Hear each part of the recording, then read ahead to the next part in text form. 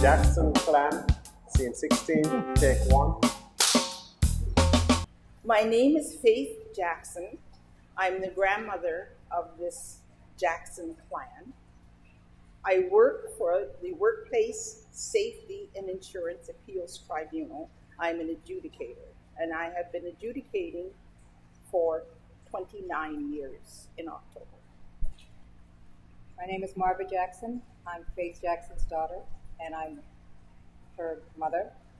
And I was an early childhood educator, and now I just went back to school, so I'm a new student. And my name is Camille Watson. That is my grandmother. This is my mother. And I'm a mom. That's what I've been doing for the last, well, I have a 22-year-old and a 19-year-old. I'm 81 years old. I'm 64. I'm 44. I'm black. I'm black, but I usually say I'm first Canadian black woman. I go with her. I'm a Canadian black woman. I'm still black. For me, it means history. I'm fifth generation Canadian. My great-grandfather was the first black postman in Toronto. So we have a lot of history in this city, and I'm very, very proud of it. I guess I'm the sixth generation Canadian. So, and I'm married to a Jamaican.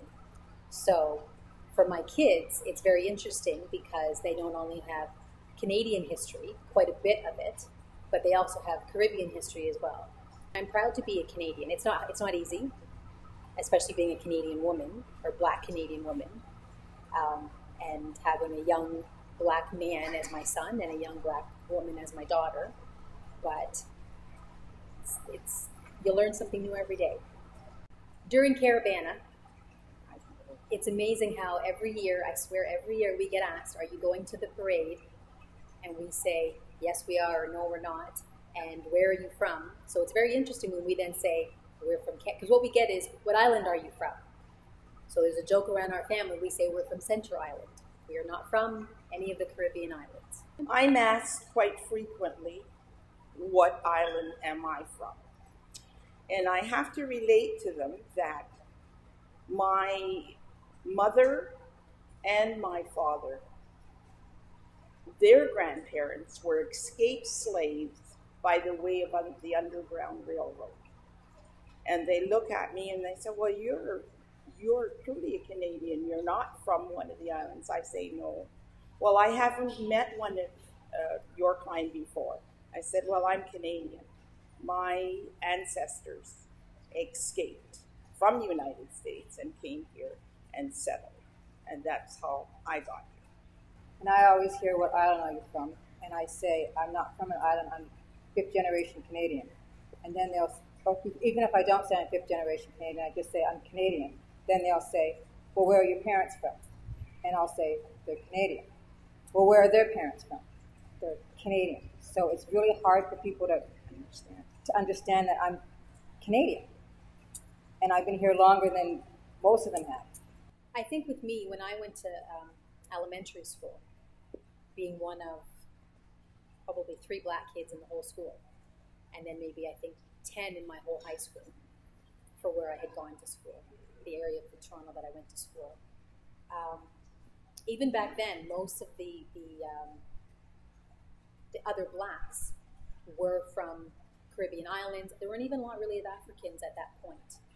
So I just don't think people quite understand. I think when they think Native Canadians, they think First Nations.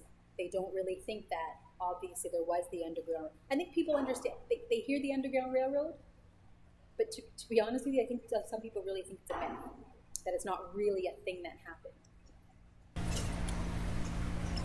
It's been talked about. It's been joked about, me being a lighter hue than, not everybody in my family, because they're my aunts and uncles, some of them are married to white. They have children that are biracial. I mean, my brother and sister are both darker than I am. So definitely going places and having people not believe that we're brother and sister, not understanding that this is my brother, this is my sister. But I think to me, that's the beauty of black, especially when you have 2 black children that have 2 black people who have children You never know what you're going to get. When I had her, and I was still in the hospital, and we were in the maternity ward, and this lady came up to me, because I was looking at it through the glass in the nursery, and this white lady came up to me and said, "Which one is yours?" And I pointed to my daughter, and she said, "That's not your daughter." And I was like, "Yeah, it is." And she said, "Is her husband white?" And I'm like, "No, he's not." So she went and got her family out of their room so they could come and look at her. And I can tell you about my children. I had 5. Each one is a different shade of black.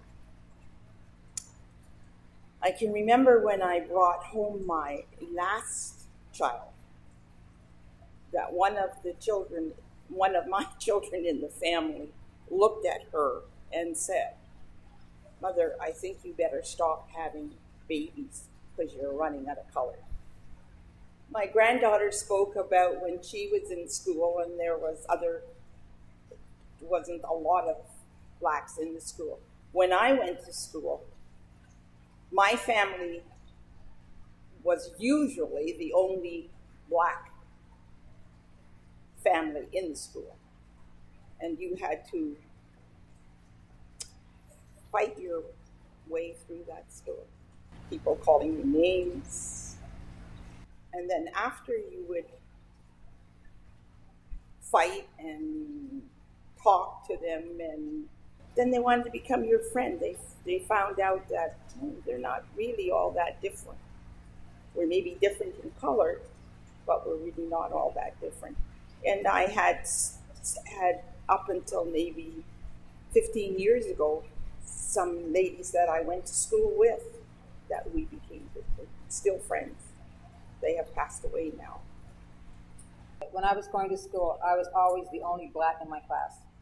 From grade 1, from kindergarten all the way up to grade 8. In grade 8, I had another black boy in the classroom. When I went to high school, it was fantastic because there were like maybe 12 black kids in the school. So we all hung out together, we played hooky together, and it was great. But when I was growing up, because we had Chinese, Italian, Portuguese, Greek, we were in everyone's house. We all hung around together. I mean, there was racism, yeah, there was the N-word said, and you'd have to fight and stuff like that. But after they became your friends, and then you were just kids. Mine wasn't like that. But mine was different. I went to elementary school was like, again, a few, myself, my sister, my brother wasn't old enough, and then a few, maybe 3 or 4 other kids. There weren't very many. High school, like I said, there were maybe half dozen of us, I think. I don't even know, maybe 10. But I went to a preppy, let's just say, high school. So it was quite a few upwardly mobile white families. Very expensive area of the city, and there was a lot of racism. 4 years of racism. I finally had to stop. I had to go to the school that was in my home district for my last year, for my grade 13 year. And then it was fantastic because it was predominantly black, and I didn't know what to do with myself. It was fantastic. When I first started my family, I lived in one of the houses that belonged to Albert Jackson on Brunswick Avenue. And that's where I raised my family for 22 years. And then I moved out to Guildwood. And that was some experience, moving to Guildwood. I had neighbors that asked me, "Are you the predominantly E-like person in your family?" Because they figured they had made it, and how did we make it there? I even had a man from the gas company come when I first moved there and wanted to know how my husband could afford to be in that house, how we could afford to be in that house. And it was quite a time. We had a lot of racism, a lot of problems with the kids going up and down the hill and walking in the backyard and calling names. In fact, that was in the 70s, and they were painting stuff on the garage door. That wasn't very nice. So it was kind of not nice living out there, very racist. I was glad to get back into the city when I was used to. So after my husband passed, I stayed in that house for 2 years. Then I moved back to the city. So I like it better in the city.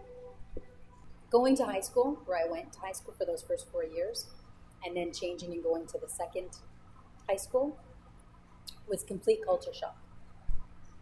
Because like I said, it was quite a few black students. It was very interesting to me to find out that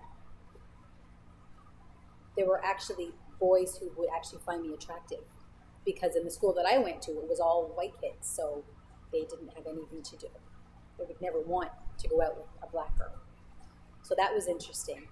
And then one of the things I'll never forget, I was in my high school, and I had gone out with some friends.